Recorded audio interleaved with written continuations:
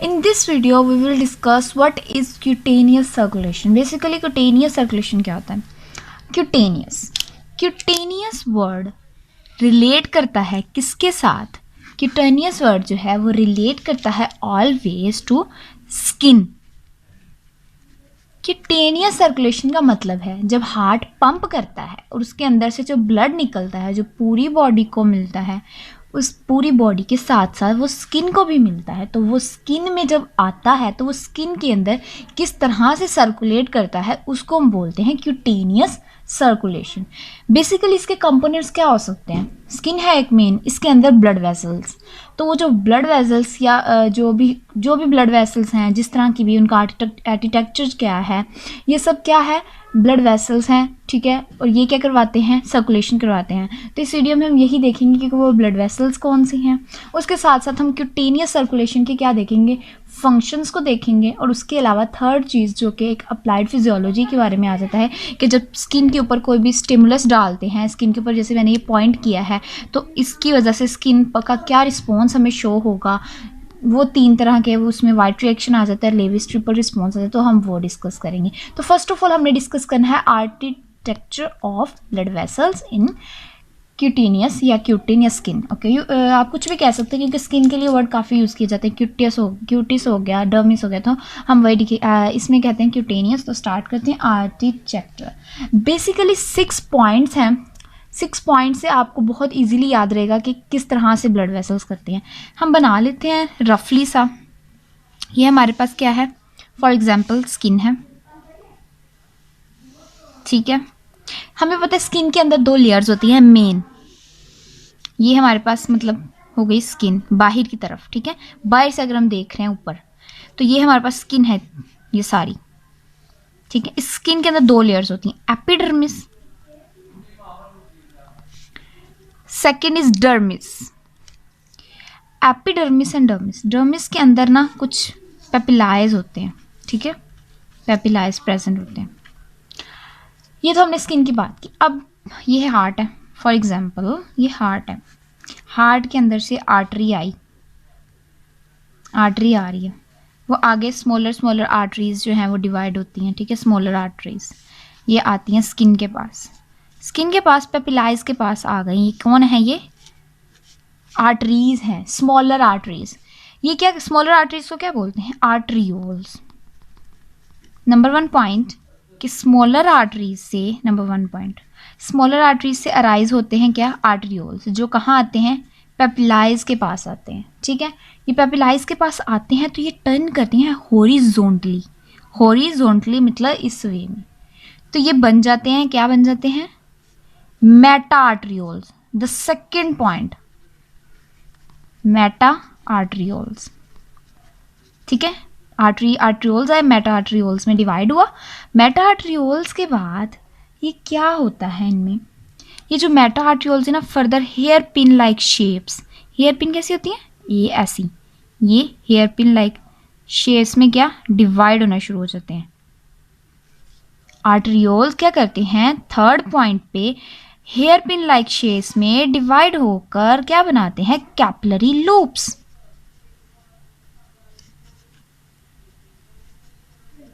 Number 1 point, heart से जो artery आ रही है वो स्मॉलर आर्टरीज में डिवाइड होती है, तो वो आर्टरियोल्स बन जाते हैं, आर्टरियोल्स अराइज होते हैं। सेकंड, आर्टरियोल्स हॉरिजॉन्टली टर्न करते हैं, मेटा आर्टरियोल्स बनाते हैं। देन ये जो मेटा आर्टरियोल्स हैं हेयर पिन लाइक शेप्स में डिवाइड होकर कैपिलरी लूप्स बना देते हैं बेसिकली, ठीक हो गया। ये है 3 पॉइंट्स। अब 4th पॉइंट क्या है? ये जो है हेयर पिन लाइक शेप्स, ये डिसेंड डाउन। ये है बेस ऑफ पेपिली, इधर आते हैं, ठीक है, बेस ऑफ पेपिली पर आते हैं, डिसेंड करते हैं, ठीक है, डाउनवर्ड। बेस ऑफ पेपिली पे आ गए ये, इसको फिर हम जब ये डाउनवर्ड डिसेंड करते हैं तो ये वेनस सिस्टम स्टार्ट हो जाता है। इसको हम बोलते हैं वेन्यूल्स भी बोल सकते हैं, यानी कि वेनस लिम्ब बन गया। ये है वेनस लिम्ब, जो कि 4th पॉइंट है, वेनस लिम्ब। हर ये डिवाइड हुई है ना, हर उसमें से कैपिलरी लूप में से ये निकलेंगे और डर्मिस की पेपिली की बेस तक आएंगे और सब क्या बनाएंगे? Venous limb, venous limb, venous limb, venous limb. इस तरह ज़्यादा सारे वेनस लिम्ब बनते हैं, और जब ज़्यादा सारे वेनस लिम्ब आपस में जुड़ते हैं तो ये बना देते हैं venous collecting venules. Number 5 point that is collecting venules. Revise करते हैं. आर्टरी हार्ट से आई, स्मॉलर आर्टरीज में डिवाइड होकर एट्रियोल्स बना दिए. आर्ट्रियोल्स हॉरिजॉन्टली टर्न किए, मेटा आर्ट्रियोल्स बन गए. Meta arteriole hair pin like shapes में आगे डिवाइड होकर capillary loops. Capillary loops vertically downward descend करते हैं और बना देते हैं वेनस लिम्ब. जब वो बेस ऑफ पेपली पे पहुंचते हैं, वहां पे पहुंचने के बाद डिफरेंट वेनस लिम्ब्स मिलकर बना देते हैं कलेक्टिंग वेन्यूल्स. अब ये कलेक्टिंग वेन्यूल्स हमारे यहाँ पे पड़ी होती है डीप वेन्स. क्या पड़ी होती है? डीप वेन, जो कि ड्रेन कर रही होती है डीऑक्सीजनेटेड ब्लड को. तो ये फिर फर्दर जो है ना, ये हॉरिजॉन्टली इसमें जाकर हॉरिजॉन्टली टर्न होकर इसके अंदर ड्रेन हो जाती है. तो ये हमारे पास आर्टीरियल और वेनस सिस्टम बन गया. किसका? स्किन का. 3 पॉइंट्स थे किसके? आर्टरी सिस्टम के. फर्दर फिर 2 पॉइंट्स आर्टरीज के. थर्ड पे आके कैपिलरी बना, कैपिलरी लूप बना जिसमें एक्सचेंजेस होती है. फिर उसके बाद वो वेनस में चेंज हो गया. हम एक फ्लोब की फॉर्म में बना लेते हैं ताकि बहुत ज़्यादा इजी हो जाए इनको याद करना. सबसे पहले थी स्मॉलर आर्टरीज. ठीक है, क्या था हमारे पास? स्मॉलर आर्टरीज जो हार्ट से ब्लड लेकर आ रही थी, वो आई स्किन के पास, वो आके हुई आर्टरियोल्स में डिवाइड. Number 1 point. आर्टरियोल्स फिर फर्दर टर्न हुए हॉरिजॉन्टली और कन्वर्ट हो गए किसके अंदर? मेटा आर्टरियोल्स के अंदर. This is the second point. फिर ये meta arterioles hair pin shape में डिवाइड हुई और जिसको हम कहते हैं capillary loops. This is the third point. अब ये जो कैपिलरी लूप्स हैं, ये डिफरेंट कैपिलरी लूप्स ज़्यादा सारे बनते हैं. ठीक है, अब ये सब नीचे ड्रेन हो जाते हैं डाउनवर्ड और बना देते हैं. क्या बनाएंगे? सब ने सेपरेट वेनस लिम्ब बना दी. वेनस लिम्ब ये था 4th पॉइंट. अब ये वेनस लिम्ब सब कलेक्टिवली बना देते हैं कलेक्टिंग वेन्यूल्स और ये ड्रेन हो जाती है किसके अंदर? डीप वेन के अंदर. सो बेसिकली ये था complete architecture of blood vessels जो इन्वॉल्व होती हैं क्यूटेनियस सर्कुलेशन में, जिसके 6 पॉइंट्स थे. ठीक है, ये हमने डिस्कस कर लिए. अब हम डिस्कस कर लेते हैं इसके फंक्शंस के. सर्कुलेटरी जो क्यूटेनियस सर्कुलेशन होती है उसके बेसिकली फंक्शंस क्या होते हैं.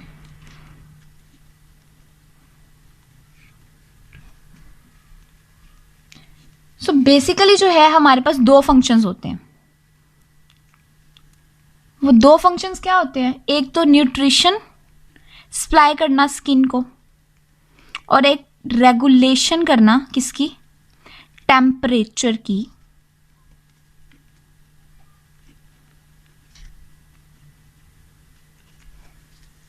दो फंक्शंस, न्यूट्रिशन और सेकेंडली रेगुलेशन ऑफ टेम्परेचर. ये 2 फंक्शंस किस तरह से सर्कुलेशन जो है वो क्यूटेनियस सर्कुलेशन परफॉर्म करती है? क्योंकि हमें पता है ब्लड के अंदर क्या होता है? न्यूट्रिशन होती है ऑब्वियसली.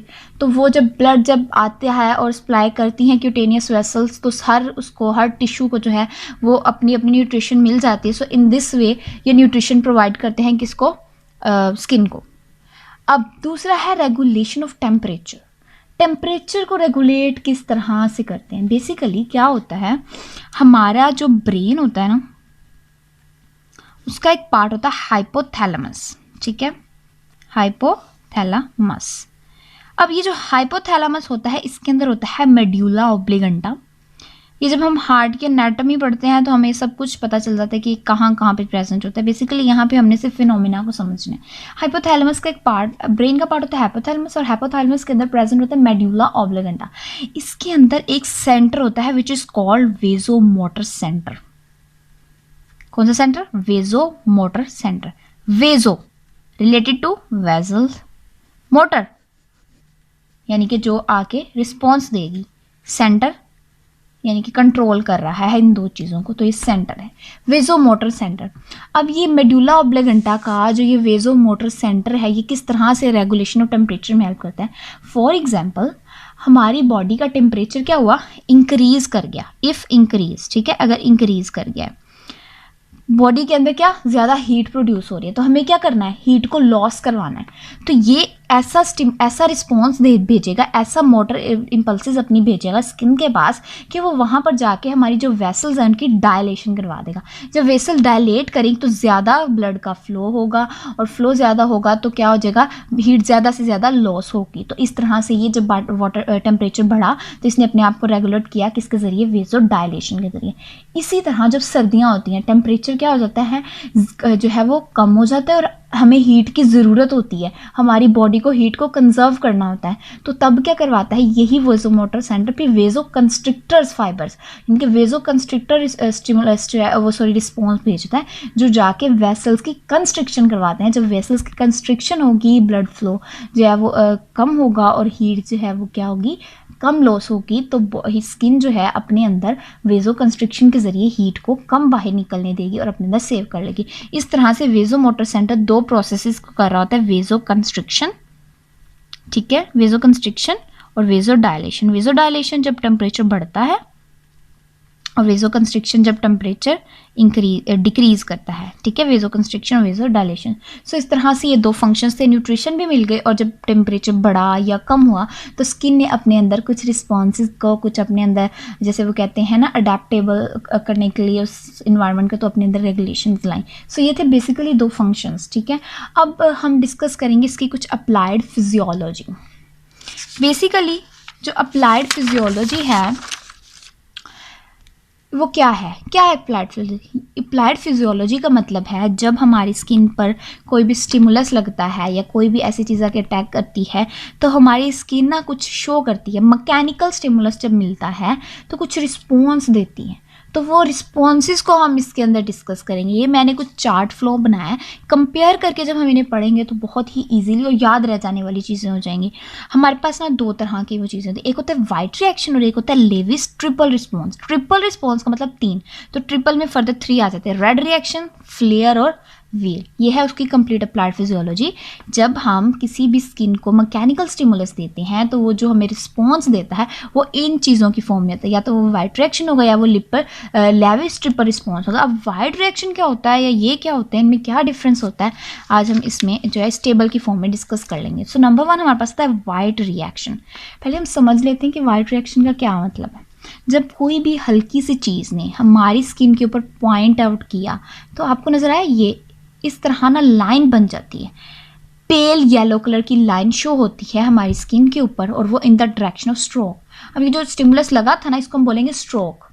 तो जैसे जहाँ पे वो लगता है तो वहाँ पे पेल येलो कलर की जो है वो लाइन शो होती है, तो उसको हम कहते हैं वाइट रिएक्शन। इसमें क्या होता है, पेल कलर लाइन जो है वो शो होती है। सो नंबर 1 पॉइंट इसका ये। दूसरा पॉइंट ये है कि ये जो पेल लाइन होती है ना ये कब बनती है, जैसे स्ट्रोक लगा उसके 20 सेकेंड्स के बाद, 20 सेकेंड्स आफ्टर किसके, स्ट्रोक के, कोई भी चीज़ आके लगी उसके 20 सेकेंड्स के बाद ये पेल कलर लाइन बनना शुरू हो जाती है। और 1 मिनट पर ये मैक्सिमम होती है, यानी कि अपनी मैक्सिमम इंटेंसिटी शो करी होती है 1 मिनट आफ्टर स्ट्रोक। 5 मिनट के बाद ये ख़त्म हो जाती है। आफ्टर 5 मिनट ये क्या हो जाती है, ख़त्म हो जाती है, डिसअपेयर हो जाती है।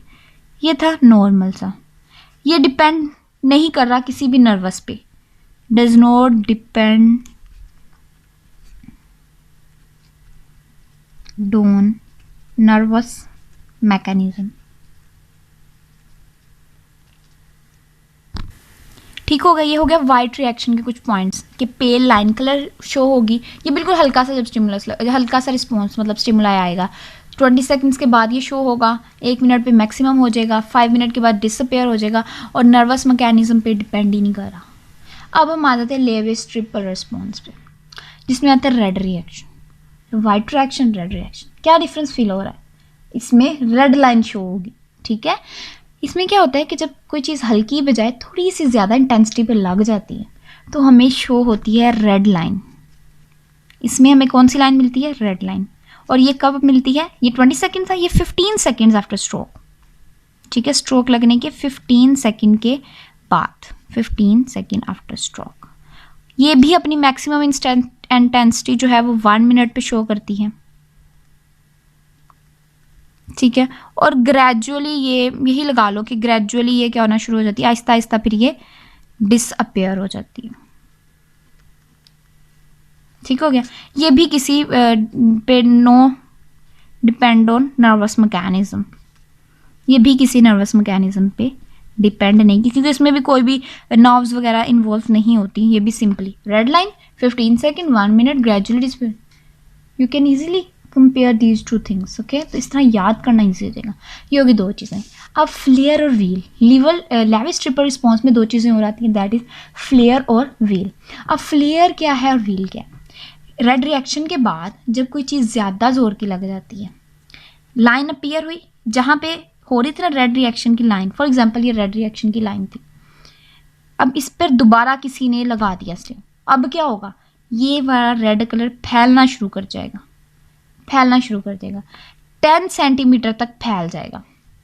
जब एक ही जगह पे बार बार स्ट्रोक लगेगा तो वो रेड लाइन फैलना शुरू कर देगी, रेड लाइन स्प्रेड करना शुरू कर देगी अबाउट 10 सेंटीमीटर फ्रॉम स्ट्रोक। ठीक है, स्ट्रोक लाइन जहाँ पे बनी होती है ना रेड लाइन, तो उसके 10 सेंटीमीटर तक ये फैलना शुरू कर जाएगी। इसमें ये किस वजह से होता है? इसमें नर्वस मैकेनिज्म्स इन्वॉल्व होते हैं। इसमें क्या होता है, अब हम इसमें जो ये वाइट रिएक्शन आया था ना, ये किस वजह से आया था? ये आया था हमारे पास जो कैपिलरीज होती है ना, उसकी कंस्ट्रिक्शन की वजह से।